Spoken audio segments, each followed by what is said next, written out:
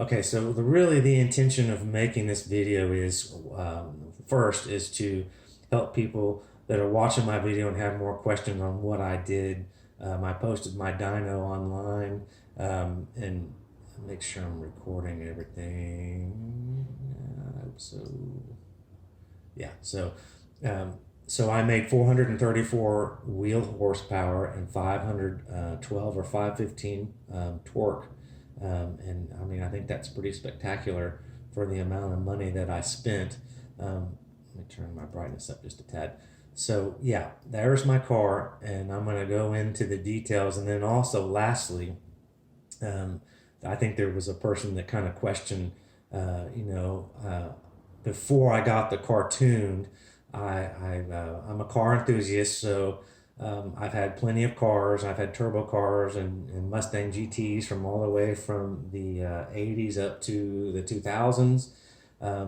And I like modding cars. I don't, I like to do a lot of simple things, intakes, shifter kits, bushings, um, uh, catch can installs, a lot of moderate to simple things, and so I enjoy putting them on the car and then working and then running around and data logging and coming back and putting things online and making videos. So that's the basis of me. I'm not making money from this to support my habit. I'm not gonna pander for people's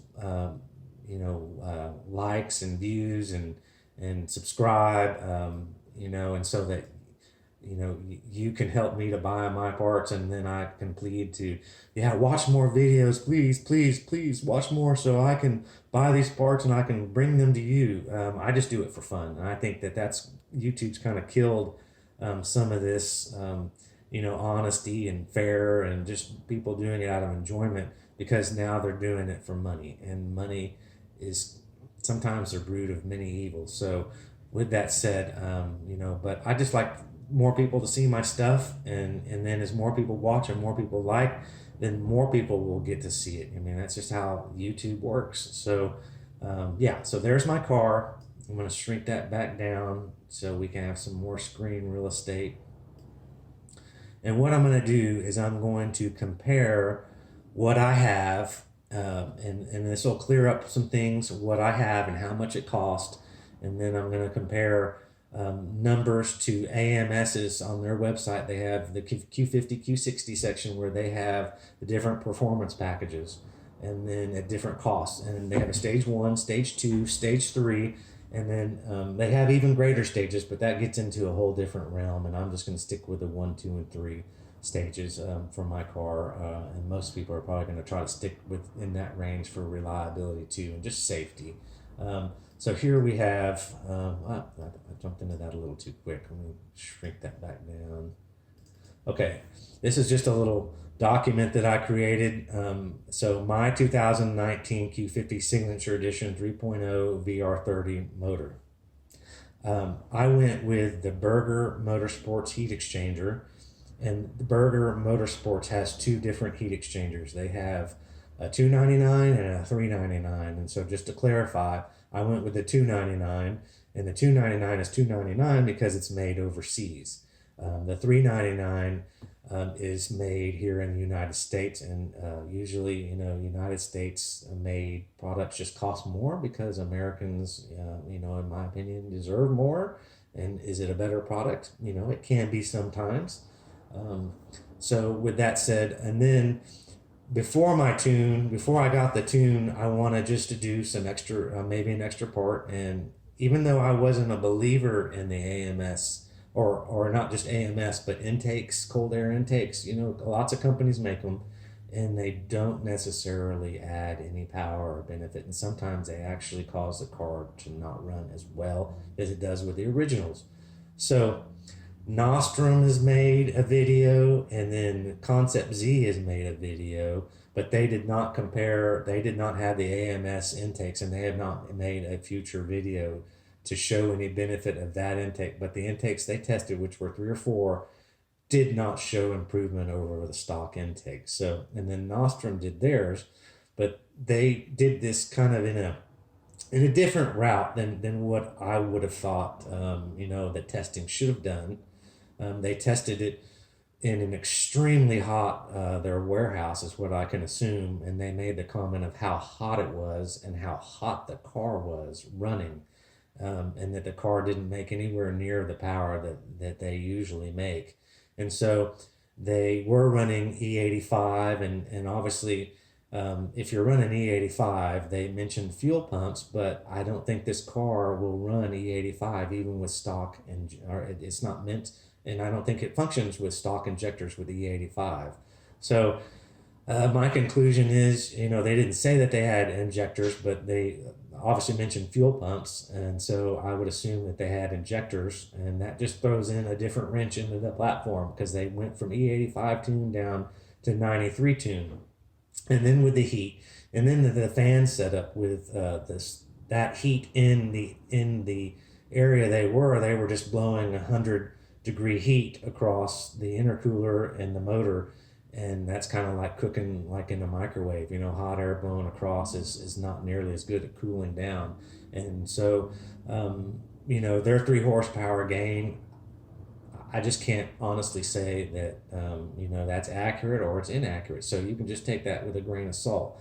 But here, AMS, which is a highly reputable company, produced their specific intakes for this car, and it is basically, I think, what a lot to do is the conical shaped filter. The air boxes connect exactly the same, but the difference is the silicone coupler is smooth, and it's designed where it's going to create, I guess, a vortex with the air, where the conical filter sits on top of the silicone coupler. They have a venturi shaped a diaphragm, or the opening of that is done specifically to allow air to really smoothly flow into the intake.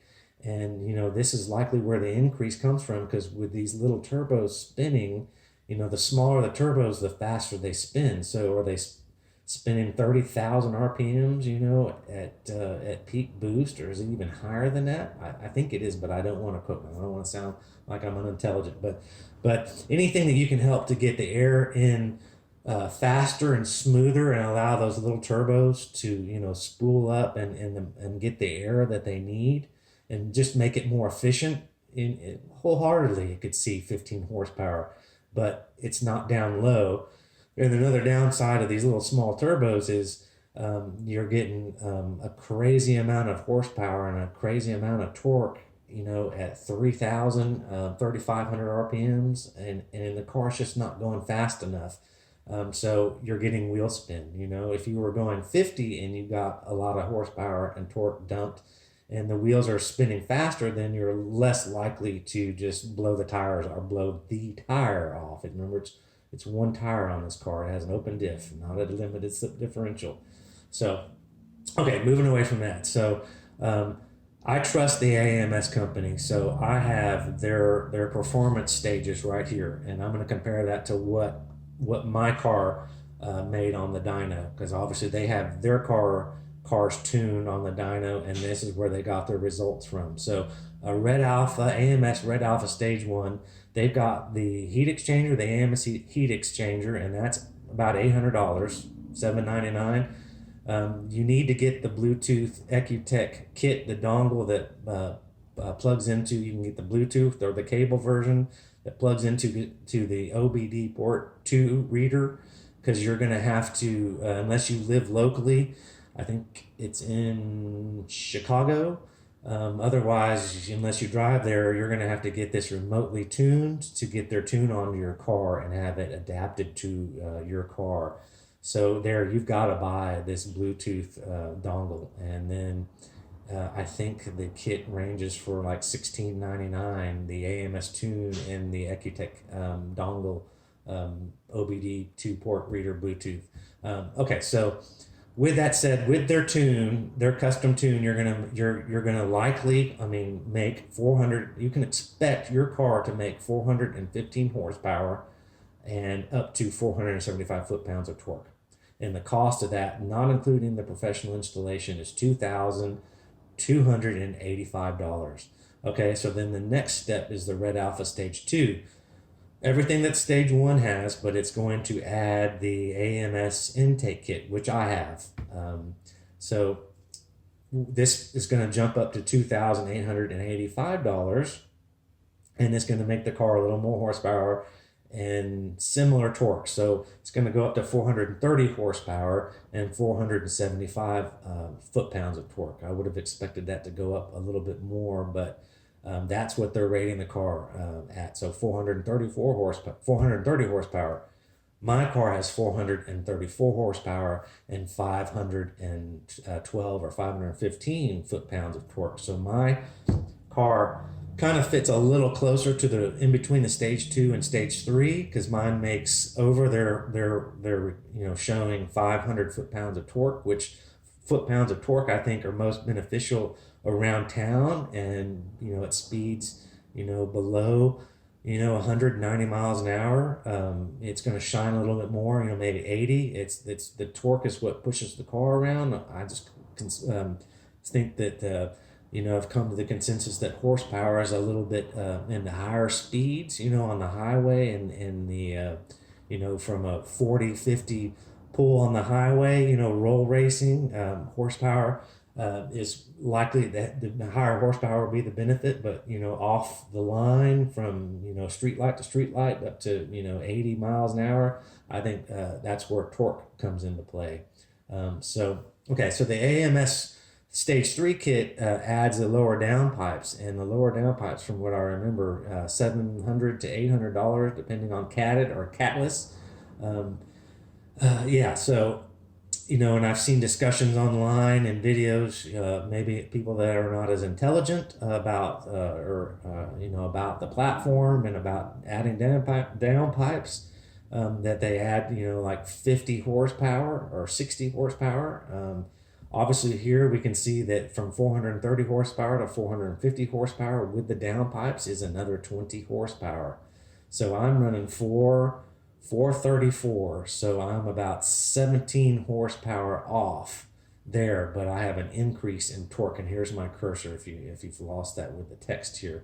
So that kit costs $3,285, where I paid to be almost right there with the stage 3.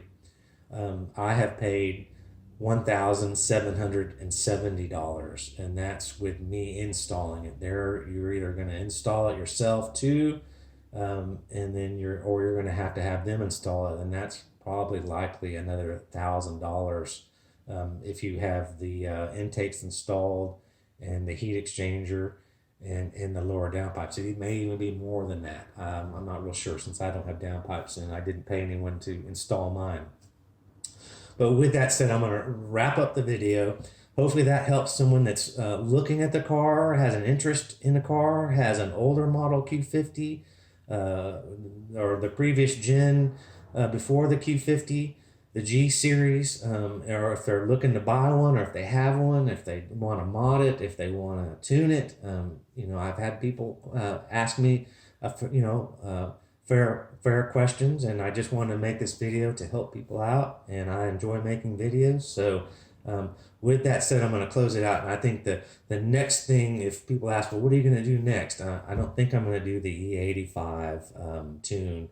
If I keep the car and I end up keeping it and I buy something else down the road, or I buy another newer Q50, Q60, and this car sits and it's just going to meant to be a fast, fun car, then maybe I would, down the road, years, do the E85.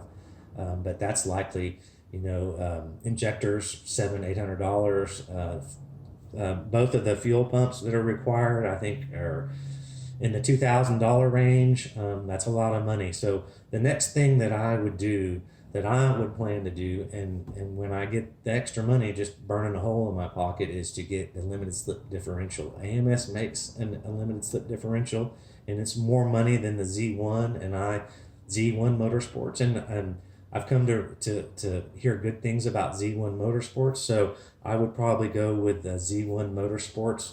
But I think in the end, this is going to be an expensive mod, because it's $16.99 for the pre-built version, and then you've got to pay a deposit of $500 to promise to send yours back in, And so that's like 2,100, 2,200, and then you've got to pay shipping both ways. And so shipping something in a crate that weighs 100 pounds, 150, $200 each way, so another $400. So it's going to be quite pricey. But I think these cars, the way they were built from the factory for the normal people, the open diff is perfect. The 300 horsepower version can definitely um, handle the deficiency of not having the limited slip because of the VDC, the vehicle dynamics control, and applying the brakes to get the distribution of power to both wheels in the back. But when you jump up to the Red Sport, I think those guys got shortchanged. They needed a bigger heat exchanger. With the increased price of that car and the increased performance, a bigger heat exchanger, a more efficient heat exchanger, and a limited slip differential. So Infiniti kind of dropped the ball there. But everyone can benefit from the limited slip differential. It's not just for turning, it's just as much for straight line, because you need both tires to get the full power from launching the car. If you're going to launch the car and expect to go quickly and go fast, you're going to need to launch the car at 2,000, 2,500 RPM. So you want to distribute all that power down quickly and not up in wheel smoke. Definitely not one tire, and hopefully two tires, with a good tire or some slicks, get a good chirp out of it, and then you're on your way. So limited slip differential is the next benefit that I would, or the next part that I would do. So if you found this video helpful, if you want to chat with me, and you want to be respectful and you don't want to be a dick, and you want to just have a good discussion, or if you want to question something I said and be polite about it, let's have a discussion. We're all Q50, Q60 enthusiasts, Infiniti enthusiasts, because I have the car, or you want the car, or you have the car. So let's just have fun with this and continue to support the Q50, Q60 community. So like I said, if you liked my video, give me a thumbs up, or subscribe. It just helps more people to see my videos, and that's just the point of me making videos. I just have fun with it. I'm not trying to make money. It'd be fun to make some more money to be able to afford more parts, but that's not your duty to give me money to help me have more fun with my car. That's up to me, and I'm just bringing these videos for enjoyment. So, have a great day. Thanks for watching, and definitely check out more of my videos in the future. All right, thank you.